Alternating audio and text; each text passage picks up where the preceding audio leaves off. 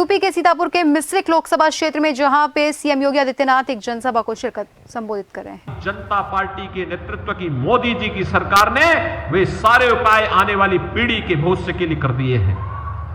हमने उस भारत को देखा है जिसमें हाईवे वर्ल्ड क्लास के बन रहे हैं, जिसमें एक्सप्रेसवे बन रहे हैं, जिसमें रेलवे और मेट्रो का बेहतरीन कार्य हो रहा है, जिसमें 1 डिस्ट्रिक्ट 1 मेडिकल कॉलेज का निर्माण हो रहा है, जहां IIT, IIM, AIIMS, IIIT, NIT, world class university, 1 district 1 medical college, हर घर नल की योजना लागू हो रही है। और हमने उस भारत को देखा है जिस भारत में 80 करोड़ लोग राशन की सुविधा का फ्री में लाभ प्राप्त करते हैं। बहनों और भाइयों, यही भारत था 14 के पहले गरीब भूख से मरता था, किसान आत्महत्या करता था, नौजवान पलायन करता था, बेटी और व्यापारी सुरक्षित नहीं थी। 2014 के बाद मोदी जी के नेतृत्व में कितना परिवर्तन हुआ है।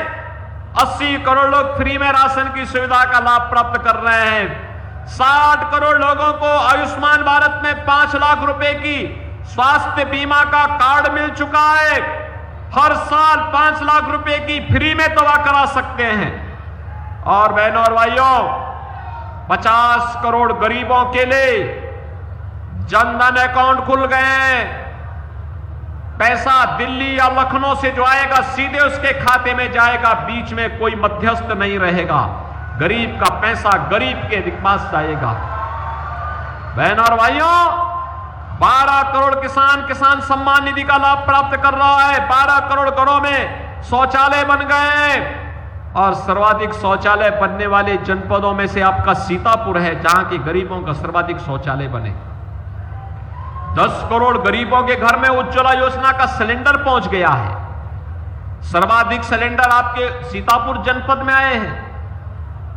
4 करोड़ घर बन गए हैं, जिनमें से 2 लाख घर तो केवल आपके सीतापुर जनपद को मिले हैं। बहनों और भाइयों, मैं इसीलिए आपके पास आया आपसे कहने के लिए, मोदी जी ने कहा है जितने लोग बचे हैं जिनके घर में सिलेंडर नहीं, उनको आश्वस्त कर दो कि इसके बाद चुनाव के बाद उनको 100%, जिनके पास घर अभी भी नहीं मिल पाया है उसको घर मिलेगा। राशन की सुविधा आगे भी 5 वर्ष तक निरंतर जारी रहेगी। मोदी जी ने इन सभी चीजों के लिए आपको आश्वस्त कर दिया है। और इसलिए बहनों और भाइयों, आज मैं आपके पास आया हूं। ये परिवर्तन तब आया है जब आपका एक वोट मोदी जी के समर्थन में कमल चुनाव चिन्ह पर गया है। जब यही वोट कांग्रेस के हाथ पर जाता था, समाजवादी पार्टी की साइकिल पर जाता था, तो अयोध्या में राम जन्मभूमि पर आतंकी हमला होता था, काशी में संकट मोचन मंदिर पर हमला होता था। आज देखो मंगलवार का दिन है और संकट मोचन मंदिर पर इन लोगों ने समाजवादी पार्टी की सरकार के समय में आतंकी हमला करवाया था। तब बहनों और भाइयों, रामपुर में सीआरपीएफ कैंप पे हमला हुआ था। अयोध्या, लखनऊ, वाराणसी की कचहरियों पर हमला हुआ था। ये तो मुलायम सिंह जी की समाजवादी पार्टी की सरकार के समय। और बहनों और भाइयों, उसके बाद जब अखिलेश यादव आए तो इन्होंने उन आतंकवादियों के मुकदमों को वापस लेने का कुत्सित प्रयास किया था। यानी हिंदुओं पे झूठे मुकदमे, राम भक्तों पर झूठे मुकदमे और आतंकवादियों के मुकदमों को ये वापस लेते थे। तनिक भी शर्म नहीं आती थी इन लोगों पर, तनिक भी शर्म नहीं आती थी इन लोगों को। और यही कहने के लिए हम लोग आए हैं, जो आतंकवाद के समर्थक हो, राम के द्रोही हो, वे जो माफियाओं और अपराधियों को शागिर्द हो। आपने देखा होगा परम राम भक्त, प्रदेश के विकास के लिए अहर्निश प्रयास करने वाले कल्याण सिंह जी की मृत्यु हुई। समाजवादी पार्टी ने एक भी शब्द संवेदना के नहीं व्यक्त किए।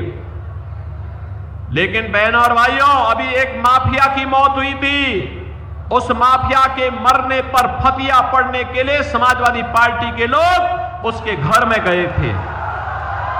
ये राम भक्तों के विरोधी है, ये माफियाओं के समर्थक हैं, ये राम भक्तों पर गोली चलाते हैं और आतंकवादियों के मुकदमों को वापस लेते हैं। इन लोगों से बदला लेने का समय है। ये महापर्व चुनाव, अपना एक एक वोट ऐसा ठोकिए, ऐसा लगाइए कि ये आतंकवाद समर्थक हमेशा के लिए भारत की चुनाव की प्रक्रिया से गायब हो जाए, वो आपके चुनाव से लड़ने का हिम्मत ही न करने पाए।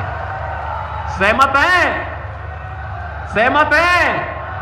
बहनों और भाइयों, ये चुनाव केवल चुनाव नहीं है, ये चुनाव है नए भारत को आत्मनिर्भर और विकसित भारत बनाने का।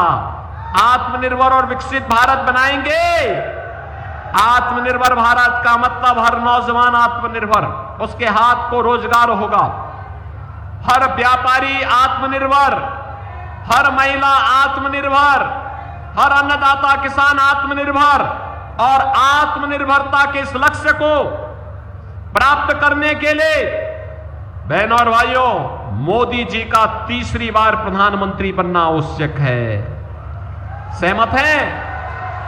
और मोदी जी को प्रधानमंत्री तीसरी बार बनाना है और अब की बार 400 पार का लक्ष्य प्राप्त करना है, तो बहनों और भाइयों, अशोक रावत को यहां से भारी बहुमत से विजयी बना के भेजना होगा। एक कांग्रेस और सपा का गठबंधन के जो प्रत्याशी हैं, इनकी जमानत जब्त करेंगे ना?